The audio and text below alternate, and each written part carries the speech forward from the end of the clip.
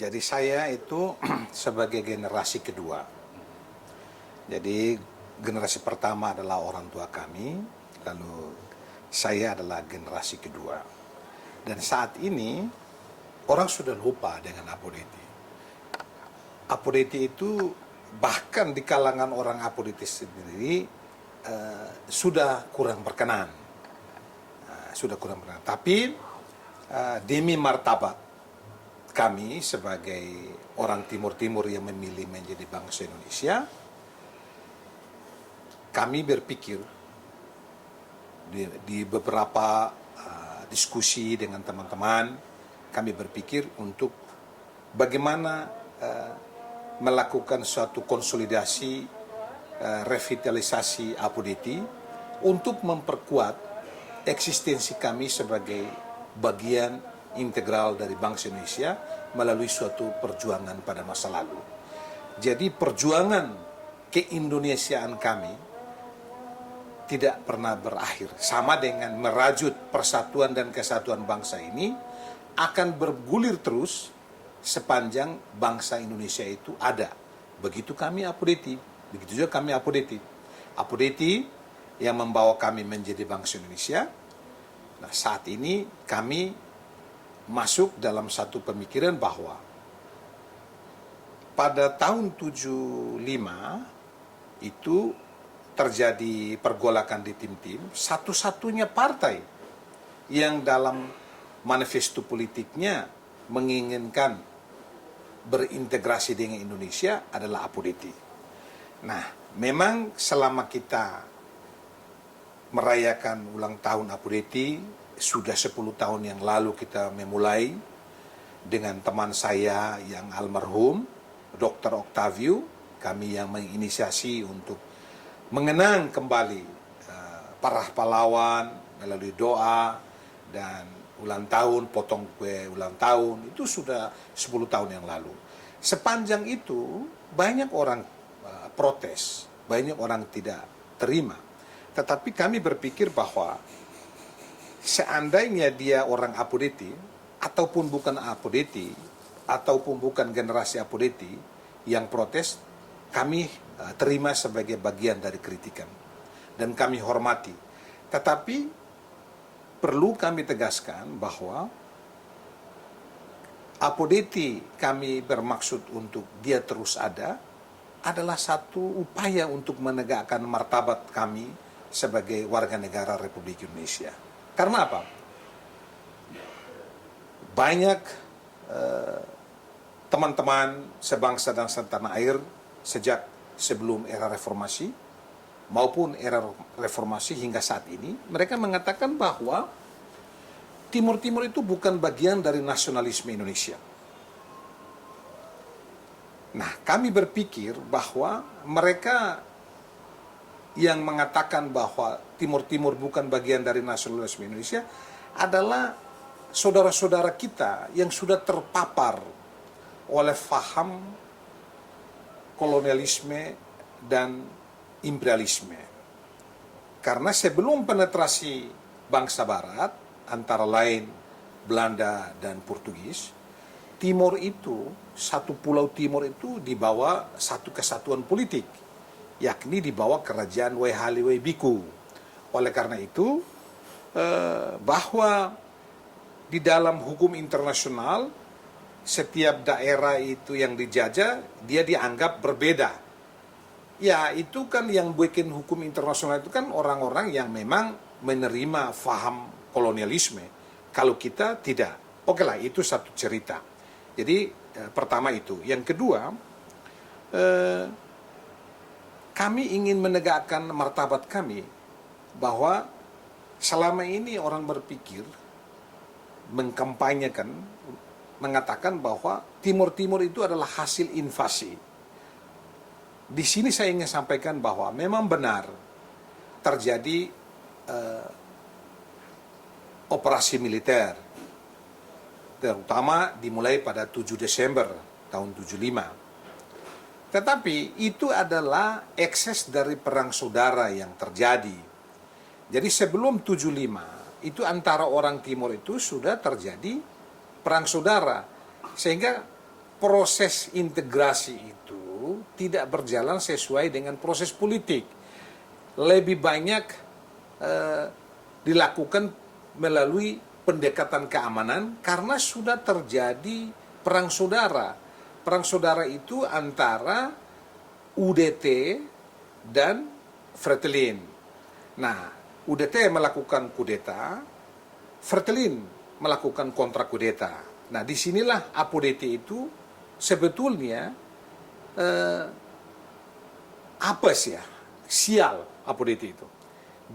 Di zaman pergolakan, APODT ditangkap dan dibunuh. Di zaman Indonesia, di zaman sudah terjadi integrasi, orang APODT juga dicurigai, ditangkap, dan dipenjarakan. Termasuk Pak Abilio, mantan gubernur. Itu karena terjadi suatu serangan peledakan gedung PU, gudang PU, maka dicurigai bahwa itu terjadi permainan. Tapi itulah, jadi lebih banyak orang mengatakan bahwa Timur itu diinvasi. Nah, saya ingin membantah bahwa 7 Desember itu terjadi karena terjadi perang saudara. Oleh karena itu, prosesnya tidak berjalan sesuai dengan proses politik. Nah, tetapi ide dasar, landasan awal orang untuk berintegrasi itu melalui manifesto politik APODT. Nah, APODT sendiri itu lahir bersama Fretilin itu dari rahim yang sama, yaitu ASDT. Mungkin saudara-saudara yang mengikuti berita ini bisa membaca, mencari apa itu ASDT. Tetapi ASDT adalah salah satu organisasi politik yang dibentuk untuk bagaimana masa depan Timor Leste setelah Portugis. Tetapi karena terjadi ketidaksepakatan di dalam ASDT, maka kemudian ASDT bubar karena sebagian dari orang-orang yang tadinya ASDT membentuk Fretilin, orang-orang sebagiannya, tokoh-tokohnya membentuk IT dan kemudian berubah menjadi APODT. Jadi sebetulnya ASDT terbentuk dari kelompok nasionalis Timor. Dan APODT juga adalah kelompok nasionalis Timor. Fretilin juga terbentuk dari kelompok nasionalis Timor. Jadi orang-orang nasionalis yang membentuk dua partai itu, satu, Fretilin ingin merdeka seketika. Kalau APODT itu ingin merdeka melalui bangsa Indonesia, karena historis, panggilan sejarah, kesadaran, wawasan Nusantara yang tadinya orang belum kenal wawasan Nusantara. Maka itu kan saya membantah kalau APODT itu dibentuk atas asistensi dari intelijen Indonesia. Bahwa setelah APODT terbentuk, terjadi komunikasi dengan Indonesia untuk meminta dukungan, itu iya. Dan itu bukan hanya APODT. UDT sendiri juga memintanya restu bahwa mereka mau federasi dengan Portugal. Sebelum pertemuan di Macau, Semira Macau, mereka melalui Jakarta meminta restu. Kembalinya juga begitu. Fretilin juga dipimpin oleh Ramos Horta, Presiden Jose Ramos Horta yang sekarang presiden. Datang minta dukungan untuk merdeka. Nah, jadi sebetulnya interaksi di Indonesia bukan hanya APODT. Nah, hanya sialnya APODT itu kan konsepnya kan otonomi khusus, provinsi otonomi, yang kemudian kita referendumkan atau kita jajak pendapatkan pada tahun 99, yang kemudian kita dinyatakan kalah, tapi dikalahkan, kemudian mereka memilih untuk merdeka. Tapi konsep APODT itu adalah otonomi khusus, provinsi otonomi. Sehingga pada saat itu pandangan-pandangan beberapa kalangan militer mengatakan bahwa kalau otonomi khusus itu kan ibaratnya adanya negara di dalam negara, maka tidak boleh. Sehingga APODT sebetulnya antara di depannya ada pedang, di belakangnya ada tembok. Tetapi tidak pernah mengkhianati idealisme keindonesiaannya. Sekalipun diperlakukan tidak adil, tokoh-tokohnya banyak yang ditangkap, dipenjarakan, dan dibuang ke tempat yang lain karena PNS ya, ditempatkan di tempat yang lain, dinonjobkan apa segala, tetapi keindonesiaannya tidak pernah luntur. Bahkan di tahun 99 dalam proses pengadilan HAM Timur Timur, Pak Abilio, Pak Eurico Guterres, mereka diadili, tetapi mereka tetap memilih bangsa Indonesia. Karena itu hidup dalam satu idealisme. Ada Leonito Martins, mantan Bupati Ligisa, dan ada beberapa kawan lagi, senior-senior lagi yang diadili. Tetapi tetap bertahan sebagai bangsa Indonesia. Karena Apodeti, karena Merah Putih. Dan Apodeti membawa rakyat Timur Timur menuju Indonesia. Jadi kalau sekarang ada yang protes bahwa kenapa harus Apodeti? Saya mengatakan begini, Apodeti itu satu-satunya partai yang berjuang untuk integrasi. Tetapi kemudian orang-orang yang sudah berada di Indonesia sejak 99, bukan hanya Apodeti saja. Ada Fretilin, ada UDT, ada Kota dan Trabalista. Terdiri dari semua orang yang masuk partai pada tahun 75 ada di Indonesia. Bahkan ada anggota kombatan. Anggota kombatan itu adalah anggota tentaranya Fretilin yang sudah perang bergerilya di hutan melawan Indonesia. Tetapi ketika mereka sadar memilih Indonesia, ya mereka ikut ke sini.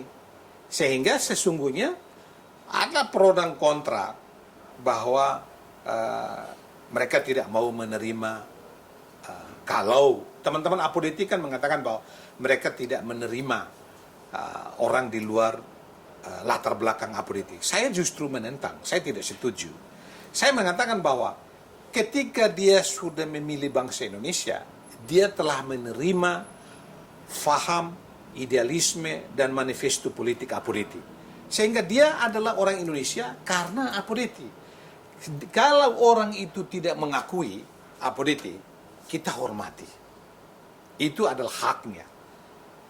Kita hormati. Tetapi yang jelas, satu-satunya partai yang memperkenalkan Merah Putih adalah Apodeti. Nah, demi martabat hidup berbangsa dan bernegara orang yang berasal dari Timur Timur, kita harus kasih tahu bahwa jembatannya untuk menjadi Indonesia itu adalah Apodeti. Sehingga orang tidak mempertanyakan, kelak orang tidak mempertanyakan. Nah, saya sendiri ikut seminar, banyak yang tanya saya. Setiap mau 17 Agustus kan ada diskusi-diskusi mengenai nasionalisme, macam-macam lah, pembangunan nasional. Ada yang bertanya di forum, kok saya nggak pulang? Teman-teman kok banyak? Saya katakan bahwa ketika 99, 350.000 pengungsian di Indonesia. Kurang lebih yang pulang itu 100.000. Tetapi sekarang justru sudah lebih banyak. Karena orang Timur itu minimal punya anak 3. Sekarang sudah berkeluarga lagi dan punya anak. Karena sudah 24 tahun. Nah, oleh karena itu, dia hidup di bawah garis kemiskinan, pun dia bertahan sebagai bangsa Indonesia. Kalau abang, teman-teman bisa melihat di tempat pengungsian, itu orang hidup air susah, tempat tinggal susah, tapi orang bertahan sebagai bangsa Indonesia. Nah, saya ingin mengatakan, banyak yang kemudian mendorong supaya rekonsiliasi. Saya bilang begini, Apodeti itu dari awal berdirinya adalah partai dialogis. Partai yang tidak mengangkat senjata. Partai yang tidak mempunyai partisan. Partai yang tidak mempunyai milisi. Awal loh, itu partai Apodeti adalah partai yang seperti itu. Nah, sepanjang tahun integrasi, sudah terjadi rekonsiliasi dalam berbagai aspek. Misalnya, orang Apodeti tidak pernah menentang kebijakan pemerintah pusat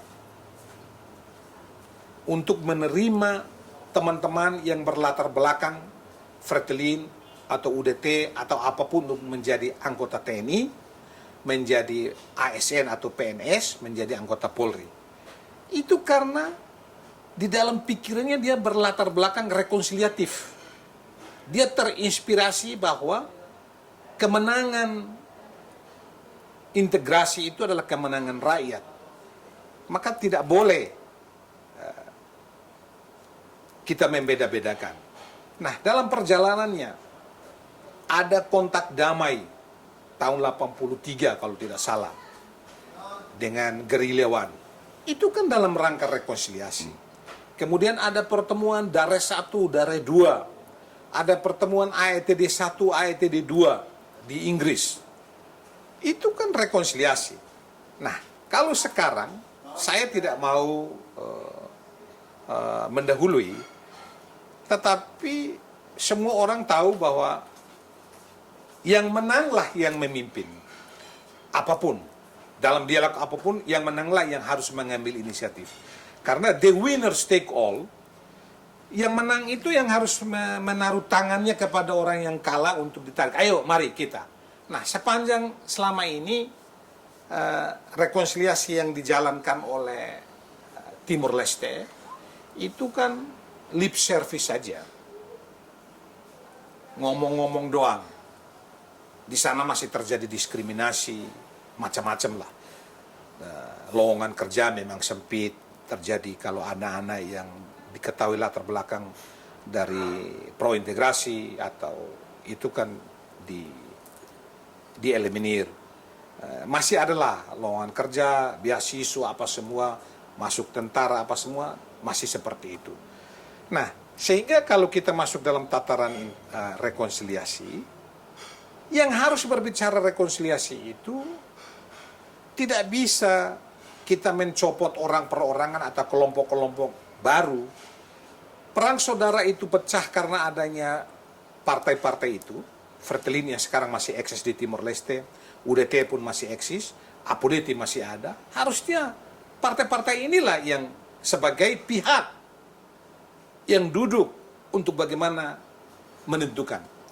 Kalau kemarin-kemarin itu belum ada konsensus, ya sekarang harus ada kesadaran untuk bagaimana konsensus untuk mengisi kemerdekaan ini. Atau melihat apa yang perlu dilakukan ke depan. Kalau Timor Leste itu kan menggunakan konsep fraternity brotherhood. Saya kurang sependapat. Karena fraternity brotherhood itu latar belakangnya itu karena agama. Dalam arti bahwa seperti di dalam Islam itu agamamu agamaku. Tetapi kita bersaudara. Jadi jangan melihat karena kita berbeda kitab suci, lalu kita berbeda. Surga itu satu. Mari bagaimana sama-sama kita menjalani kehidupan di dunia ini dengan penuh kedamaian untuk menuju satu surga itu. Nah, itulah fraternity brotherhood yang dicetuskan oleh Paus Fransiskus dan salah satu tokoh Islam Al-Azhar. Saya lupa namanya, tapi itu yang di latar belakangnya. Kalau Timur-Timur atau Timor Leste sekarang, latar belakangnya itu berbeda. Anatomi konfliknya itu adalah perang saudara. Karena itu tidak tepat. Yang tepat adalah rekonsiliasi itu tidak boleh ada diskriminasi. Ya, siapapun bisa. Ya, saya dengar itu sudah dimulai. Tetapi belum meresap ke setiap kepala orang. Masih dalam bentuk jargon politik. Mungkinkah karena pengalaman atau seperti apa? Tapi yang jelas itu belum. Nah, kembali kepada APODT, itu adalah satu konsep ke depan yang tadi saya cerita. Karena rekonsiliasi adalah satu model, satu pola yang menunjukkan bahwa manusia itu beradab dalam era sekarang ini. Bahwa hidup dalam kebersamaan itu adalah orang-orang yang beradab. Kalau orang yang hidup dalam konflik itu kan biadab, maka lawannya adalah biadab. Orang yang berpikir rekonsiliatif adalah orang-orang yang beradab, civilized gitu loh. Civilizado kalau orang Portugis bilang. Nah, tapi yang saya mau tegaskan adalah APODT kenapa dia harus ada sekarang? ini untuk menegakkan harga diri, menegakkan martabat. Karena orang politik itu pagi bicara lain, sore bicara lain, malam bicara. Kita ambil contoh. Saya berteman baik dengan Ramos Horta, Presiden Timor Leste sekarang. Tapi sepanjang saya 30 tahun lalu saya SMA, saya kuliah, saya selalu mengikuti pernyataannya di radio BBC Londres. Salah satu pendapatnya adalah mengatakan begini, orang pro Indonesia itu tidak ada. Begitu TNI atau ABRI keluar dari Timor Leste atau Timur Timur waktu itu, orang integrasi itu nggak ada.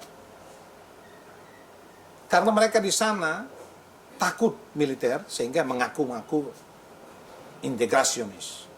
Nah, saya ingin katakan bahwa kami sekarang masih ada di sini ini bukan seperti yang dia katakan. Kami adalah orang Apodeti dan teman-teman saya, saudara-saudara saya yang sekarang ini, mereka telah menerima sebagai bagian dari Apodeti. Bagi mereka yang tidak menerima, mengakui diri sebagai Apodeti, itu pilihan. Itu opsional. Silakan. Nah, karena itu Apodeti harus eksis untuk mempertanggungjawabkan pertanggungjawaban moralnya terhadap orang-orang yang sekarang masih hidup dalam kemiskinan, masih hidup dalam kesengsaraan di tenda-tenda. Mereka pemakaman umum nggak ada, kubur di rumah, mereka tinggal di situ, kuburnya digali di situ. Itu ada. Ada orang memang memilih dia menguburkan di rumah dan tanah yang sudah beli. Tapi rata-rata itu pemakamannya juga dimakamkan di rumahnya. Karena tidak ada yang memikirkan. Kalau kita menghidupkan Apodeti atau kita berbicara Apodeti untuk mengetuk hati bangsa Indonesia, untuk mengatakan ini loh kami yang mencintai bangsa ini, bukan karena kami datang dahulu orang tua kami itu mengenal Ali Murtopo, jadi atau mengenal tokoh manapun, nasional manapun, atau di tahun 75 kita kenal tentara siapa ya sekarang menjadi jenderal. Enggak. Apodeti itu terbentuk itu sebelum ada orang kenal siapapun. Baru kemudian terjalin hubungan sebagaimana partai yang lain. Ada kekhawatiran pada waktu orang berbicara Apodeti itu. Ada di antara tokoh itu mereka mengatakan begini. Saya pernah bertemu dengan salah satu tokoh almarhum, namanya João Hermenegildo da Costa. Itu salah satu tokoh dari kabupaten saya, Ambin. Beliau bercerita kepada saya begini, waktu itu kita berpikir, kita membentuk Apodeti lalu kalau kita ditolak bagaimana? Oleh Indonesia bagaimana? Tetapi terbentuknya Apodeti itu seketika mau dideklarasikan, dibacakan berdirinya itu, semua tokoh-tokoh itu berlutut dan diberkati oleh salah satu pastor. Supaya meneguhkan mereka bahwa apa yang dilakukan ini direstui oleh Tuhan. Itu bukan main. Itu belum ada interaksi dengan siapapun. Baru kemudian mereka berupaya mengirim penghubung-penghubung. Baru kemudian berjalan lagi, ada beberapa tokoh yang datang belajar di Jakarta. Antara lain, yang di malam kita merayakan 27 Mei kemarin itu, 50 tahun tepatnya itu, ada dua tokoh yang hadir. Satu namanya Herminio da Costa, satu namanya Tito Batista. Itu dari 9 tokoh yang dikirim untuk belajar di sini. Sebelum terjadi pergolakan. Tetapi itu di mana saja di dunia ini, di mana saja di dunia ini kan orang kalau berpolitik pasti politik luar negeri itu mesti salah satu salah satu tonggak, salah satu pijakan yang harus dibangun, salah satu tiang yang harus dibangun adalah politik luar negeri. Maka waktu itu setelah dibentuk Apodeti, beberapa orang dikirim ke Indonesia, ke Jakarta sini, ke Kupang. Nah, itu belakangan. Tetapi awalnya inisiatifnya dari orang Timur sendiri. Maka saya bilang itu adalah kelompok nasionalis.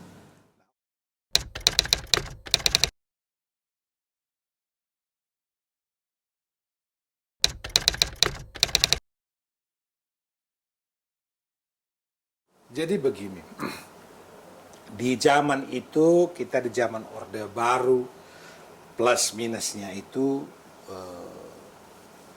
kita kan sampai sekarang masih ada apa yang disebut NKRI harga mati, itu betul. Dan orang menerima pemikiran itu terlalu absolut. Dalam arti bahwa ketika orang berbicara demokrasi, dianggap bahwa mau mengganjal, mau merubah konsep negara. Nah, Apodeti dengan konsep otonominya itu saya tidak tahu ya. Indonesia ini kan kalau masalah otonomi itu kan mulai diperkenalkan oleh Pak Rias Rasyid. Nah, Pak Rias Rasyid ini yang berbicara pertama kali mengenai otonomi daerah. Nah, apakah ada pertalian pemikiran atau seperti apa? Tetapi di dalam militer, di awal sebelum era reformasi, itu sudah ada antara lain presiden kita, Bapak Prabowo, adalah satu-satunya tentara pada masa itu yang orang berpikir bahwa Pak Prabowo itu otoriter. Justru Pak Prabowo itu mendukung otonomi. Jadi sebelum reformasi, Pak Prabowo itu bertemu dengan tokoh-tokoh Apodeti itu, menggagas untuk mencoba mengusulkan kembali ke pemerintah pusat tentang otonomi. Jadi supaya otonomi Timur-Timur itu seperti apa? Itu dalam rangka supaya konflik itu terhenti. Jadi otonomi itu dipersiapkan, lalu Pak Prabowo mengutus seorang, saya lupa apakah waktu itu wali kota atau bupati, namanya Domingus Suarez, untuk minta tanda tangannya atau persetujuannya Uskup Belo yang sedang melakukan kunjungan pastoral di Fikeke. Pakai helikopter, jadi militer. Waktu itu kalau nggak salah Pak Prabowo masih Danjen Kopassus, memerintahkan supaya Angkatan Darat atau Korem memfasilitasi dengan meminjamkan helikopter, kirim ini Pak Domingus ke ke Fikeke, menyusul Uskup Belo yang sedang melakukan kunjungan. Uskup Belo tanda tangan, agar Pak Prabowo itu bawa konsep itu ke Pak Harto. Tapi lagi-lagi nih, ada sebagian orang yang kurang sepaham dengan masalah otonomi, memberikan masukan ke Cendana, akhirnya konsep itu tidak berjalan. Tetapi satu hal, bahwa konsep otonomi itu sebetulnya sudah menjadi, karena Apodeti sudah lama ditinggal, dia bahkan kantornya juga nggak ada lagi. Sejak adanya pemerintahan sementara Timur-Timur dibubarkan, Apodeti udah berakhir. Lalu kemudian baru hidup kembali ketika Pak Prabowo itu berdiskusi banyak dengan orang Timur yang berlatar belakang Apodeti, dan mereka-mereka yang non-Apodeti tapi sudah menerima faham Apodeti, mereka bilang, supaya mengakhiri konflik ini, kita berikan otonomi. Nah, karena Pak Prabowo menerima itu, maka ada perjuangan, tapi gagal. Karena orang Timur sendiri, bersama dengan orang-orang di Jakarta ini yang tidak sepaham, menggagalkan rancangan itu. Nah, sehingga kalau saya mau bilang, sebelum reformasi, itu sebetulnya otonomi itu sudah mulai dipikirkan untuk diterapkan. Sama dengan sebelum reformasi, sebetulnya Rias Rasyid itu sudah membuat buku, baru booming setelah reformasi. Nah, makanya sekarang ini kan terjadi ada undang-undang otonomi pemerintahan daerah apa semua itu, ya saya tidak tahu apa ada pertalian berpikir antara tokoh-tokoh ini atau tidak, tapi yang jelas dari awal Apo Detti sudah memiliki konsep otonomi.